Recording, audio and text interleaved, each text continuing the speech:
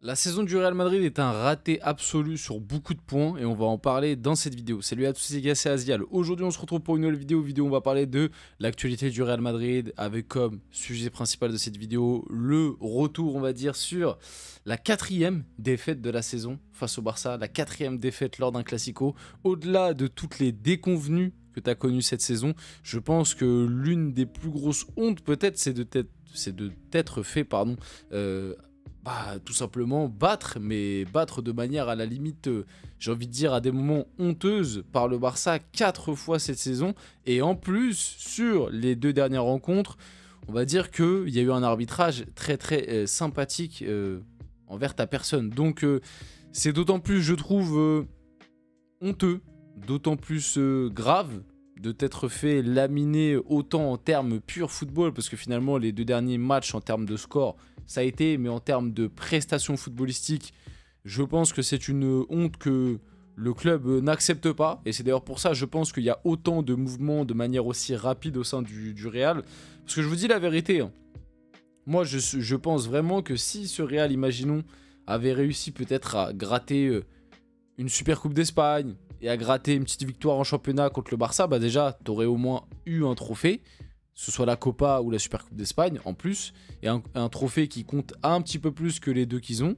Parce que pour moi, les deux trophées qu'a à l'heure actuelle le Real Madrid, c'est en vrai, c'est même si c'est pas le cas factuellement, mais c'est en vrai, dans l'esprit, c'est comme si tu étais en saison blanche. Et d'ailleurs, tout le monde utilise le terme saison blanche pour le Real Madrid cette année, donc c'est pas pour rien. Donc au moins, tu aurais un trophée qui a peut-être un peu plus de valeur en plus en battant ton rival, donc c'est toujours plus impactant. Et si jamais tu avais gagné l'un des deux matchs en championnat, à l'heure actuelle, tu serais encore à un point du Barça, donc la Liga pourrait se jouer. Et je pense que dans un scénario pareil, peut-être que les décisions qui ont été prises n'auraient peut-être pas été prises de manière aussi rapide, ou peut-être même pas prises du tout. Notamment par rapport à Ancelotti, moi je suis quasi sûr que si il y avait moyen d'accrocher la Liga, et si au final tu l'accrochais, moi je suis quasi sûr que Florentino Pérez aurait continué en plus avec Ancelotti, malgré le fait que dans le jeu et en Ligue des Champions, on a vu cette année, tu avais des grosses limites, des très grosses limites. Donc on va parler de tout ça dans cette vidéo, bien évidemment. Avant que la vidéo commence, n'hésitez pas à liker, commenter, partager, vous abonner, ça fait toujours plaisir, ça aide pour le développement de la chaîne, et nous, on va y aller dès maintenant pour parler un petit peu de tout ça. Donc, par rapport au Real Madrid et au Barça, ça on en parlera après, c'est la diapo de juste après. Revenons sur quand même les 4 classicos, comme je l'ai dit, pour moi la plus grosse honte de la saison. N'hésitez pas à me dire vous, de votre côté, s'il y a des supporters du Real. Et bon, si on a du Barça, je pense que vous allez juste daber devant la... vous allez daber devant la scène, vous allez juste être hyper content d'avoir gagné 4 classicos. Et d'ailleurs, j'ai pas vérifié la stat, mais je sais pas si ça a déjà été fait 4 victoires comme ça. Enfin 4 classicos gagnés en une seule saison. Je sais que le Real était sur 4 d'affilée, mais c'était sur des saisons différentes. C'était sur 2 saisons distinctes, donc c'est différent. Là, t'en gagnes 4 d'affilée sur la même saison. Et en plus, comme j'ai dit, à chaque fois avec la manière et avec quand même une différence footballistique qui est très parlante et très visuelle. Donc une saison complètement ratée du côté du Real.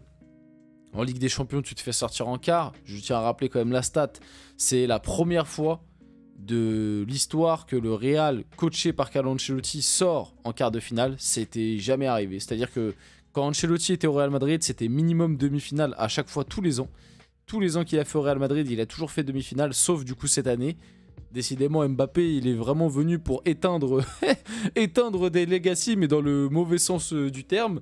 C'est-à-dire que 4 classicos perdus en une saison. Du coup, Mbappé, pour le moment, c'est 4 classicos, 4 défaites. Il fait, entre guillemets, il fait, parce qu'il n'est pas tout seul, mais en tout cas, l'année où il arrive, et ça, comme je vous l'ai toujours dit, hein, le choix d'arriver dans un club, le moment où tu arrives dans un club, surtout du standing d'un Mbappé, c'est très important, parce que il y a souvent les comparaisons de oui, mais Cristiano Ronaldo, quand il arrive du côté du Real Madrid, il a mis 5 ans à gagner avec des champions. Ok les gars, sauf que faut rappeler la situation dans laquelle Cristiano Ronaldo arrive au Real Madrid. Ronaldo, il arrive au Real Madrid, le Real Madrid n'a pas gagné la Ligue des Champions depuis 7 ans, et le Real Madrid vient d'enchaîner, si je ne me trompe pas, 4 ou 5 saisons d'affilée où ils se font sortir en 8ème. En 8ème de Ligue des Champions. Donc en fait, quand Ronaldo il arrive, le Real n'est même pas... Enfin, peut-être qu'avec l'arrivée de Ronaldo, tu deviens un peu plus favori, parce que c'était le ballon d'or en titre, etc. Mais ce que je veux dire, c'est qu'en tout cas, par rapport à la dynamique des dernières années, le Real faisait pas partie des meilleures équipes d'Europe. Le Real faisait pas partie des favoris. Et ils n'étaient pas favoris numéro 1 de la Ligue des Champions. Tu vois, et au final, c'est pour ça qu'ils mettent 5 ans à la regagner, parce que du côté du Real, au-delà de l'arrivée de Ronaldo, il y avait énormément de trucs à rebâtir. L'arrivée de Mourinho qui a fait du bien, t'as rebâti un collectif, un effectif conséquent, un effectif même on peut le dire, un galactique, hein, parce qu'au final après, c'est cet effectif-là, avec 2-3 ajustements, qui va te gagner la décima en 2014 et qui va te gagner les 3 Ligues des Champions d'affilée sous Zidane, parce que l'effectif a quasiment pas changé entre cette période-là et après, comme j'ai dit, il y a juste eu quelques ajustements à certains postes, mais la base de l'effectif est restée. Donc c'est totalement différent pour moi, et c'est là où je vous le dis, Mbappé il va manger son pain noir et il va prendre cher, et on peut le dire à juste titre un peu, parce que c'est quand même bizarre que le Real Madrid soit passé d'une locomotive à d'un coup une équipe qui n'arrive plus à proposer. Alors le Real Madrid n'a jamais proposé un grand football, mais ils ont toujours proposé quelque chose de cohérent. Là cette année c'est nul, mais en plus de ça c'est pas cohérent du tout. Et Mbappé, moi je pense qu'il a un impact dans tout ça, même si c'est pas le responsable principal, même si c'est peut-être pas de son fait, c'est peut-être pas lui qui veut ça, mais il est l'un des responsables, pour moi il est le facteur qui a quand même déclenché beaucoup de choses malsaines autour du club et au sein du club. Il y a plein de trucs qui ont dû changer par rapport à son arrivée. Et du coup, ouais, comme je l'ai dit, tu passes d'un Real qui a gagné quand même 6 Ligues des Champions sur les 10 dernières années. Mbappé, il arrive là, direct, tu sors en quart. Et ça faisait combien de temps que le Real n'était pas sorti en quart de LDC? Et pourtant, les années précédentes, t'avais aussi des blessures, t'avais aussi un effectif qui n'était pas toujours le mieux construit. Je rappelle quand même l'année dernière que dès le début de saison, tu perds Militao et Courtois qui étaient 2 titulaires pour toute l'année. Parce que là, cette année, j'entends beaucoup... Alors oui, les blessures, bien évidemment. Les blessures, ça fait que aussi la saison est très compliquée. Mais c'est un peu comme le départ de Kroos, c'est-à-dire que je trouve que ça a bon dos. L'année dernière, tu avais des blessures similaires. Tu as perdu des joueurs aussi l'année dernière qui étaient des titulaires sur quasiment toute ta saison. Et pourtant, tu as quand même réussi à aller au bout et tu fait que 2 défaites dans l'année. Alors que tu as perdu Thibaut Courtois qui est le meilleur gardien au monde, et tu as perdu Eder Militao qui était ton titulaire en défense centrale. Et tu as même perdu Alaba aussi. Et il me semble que l'année dernière, Alaba, il se blesse aussi en cours de saison et tu le perds. Si je ne me trompe pas. Ou même, je crois que tu le perds dès le début de l'année. Donc bref. Donc au final... T'as dû aussi l'année dernière ajuster. T'as dû aussi l'année dernière jouer des fois avec des compos très compliqués. Avec des joueurs qui peut-être n'avaient aussi pas le niveau du Real. Ou alors t'as dû ajuster des trucs. Bref, vous m'avez compris. Et pourtant l'année dernière tu l'as fait. C'est bien qu'il y avait un truc, il y avait un esprit collectif, il y avait une base, il y avait quelque chose. C'est pour que l'année dernière t'arrives quand même à faire des choses. Même si pour moi, comme je vous l'ai dit, Ancelotti il a beaucoup bidouillé. Au bout d'un moment c'était sûr que ça allait se cracher. Mais voilà. Mais oui, l'arrivée de Mbappé, elle a quand même chamboulé pas mal de trucs. Après, c'est pas le facteur, le truc principal. Mais bon, voilà, vous avez compris, je pense. Donc, 4 classicos perdus. Une élimination en quart de finale de Ligue des Champions. Pas de style de jeu, pas de cohérence. Aussi, on peut le dire, hein, quelques polémiques extrasportives. Je pense à Rodrigo, je pense à la femme de Valverde... Je pense à un petit peu tout ce qui s'est passé autour du cas Ancelotti, même autour du cas Mbappé.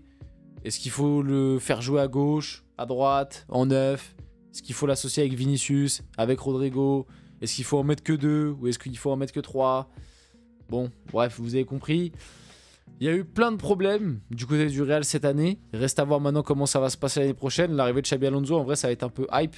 On va voir tout ça, on va suivre ça de près. Mais moi, comme je vous l'ai dit, je suis pas sûr que l'arrivée de Xabi Alonso, ça règle tous les soucis. Si tu fais pas un gros changement dans l'effectif, et même si tu fais un gros changement dans l'effectif, je suis pas sûr que Xabi Alonso il ait les épaules pour gérer tous les égos de ce vestiaire. Parce qu'il y a quand même beaucoup d'égos à gérer. On va pas se mentir.